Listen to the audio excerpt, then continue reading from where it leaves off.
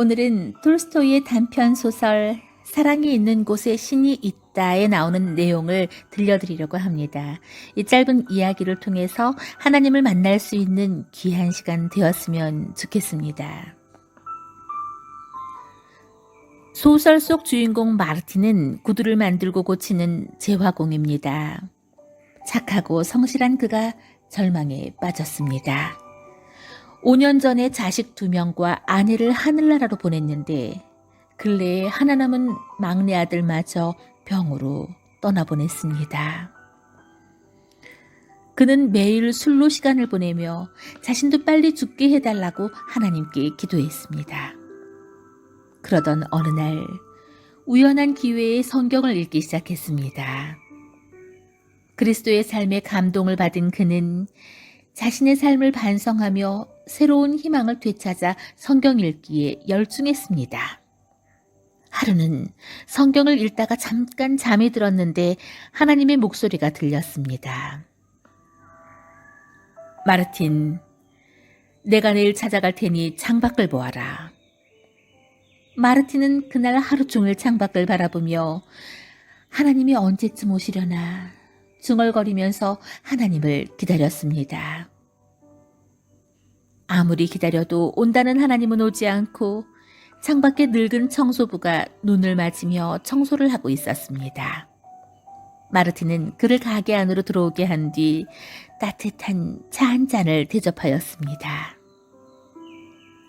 청소부를 내보내고 2시간이 지나 창밖을 보니 아기를 낳은 여인이 눈보라 속에서 떨고 있었습니다. 그는 여인을 가게 안으로 맞아들여 먹을 것과 옷을 대접해 주었습니다.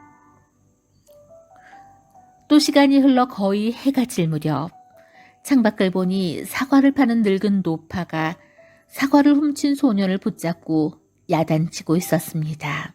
마르틴은 밖으로 나가 소년의 죄를 뉘우치게 하고 사과값을 대신 갚아주며 노파가 소년을 용서하도록 권유하여 원만하게 해결해 주었습니다. 마르틴은 날이 어두워지자 가게 문을 닫고 집으로 들어갔습니다. 그날 밤 마르틴은 성경을 읽다가 잠이 들었습니다. 그때 어둠 속에서 자신이 낮에 대접했던 늙은 청소부와 아기하는 여인 노파와 소년이 나타나 미소를 지었습니다. 그리고 하나님의 목소리가 들렸습니다. 마르틴, 내가 오늘 만난 사람들이 바로 나이다. 너는 오늘 나를 대접한 것이다. 이후 마르틴은 꿈에서 깨어나 펼쳐져 있는 성경을 보니 거기에 이런 내용이 있었습니다.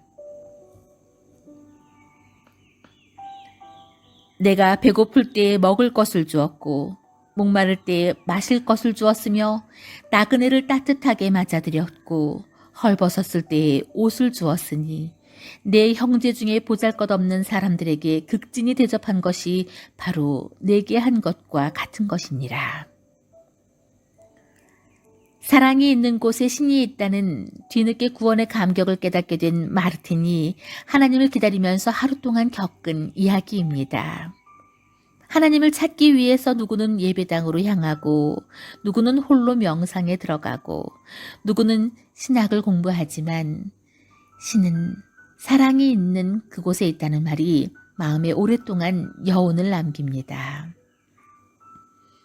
우주를 한 사람으로 축소시키고 그 사람을 신으로 확대시키는 것이 바로 사랑이다라고 빅토르 위고는 말했습니다. 하나님을 만나는 비법을 연구할 필요는 없습니다. 내 주위에 있는 사람들, 내가 매일 만나는 사람들, 바로 그들과 사랑으로 만남이 하나님을 만나는 것이라는 것입니다. 그리스도께서 너희를 사랑하신 것 같이 너희도 사랑 가운데에서 행하라. 그는 우리를 위하여 자신을 버리사 향기로운 제물과 희생 제물로 하나님께 드리셨느니라. 에베소서 5장 2절 말씀. 아멘.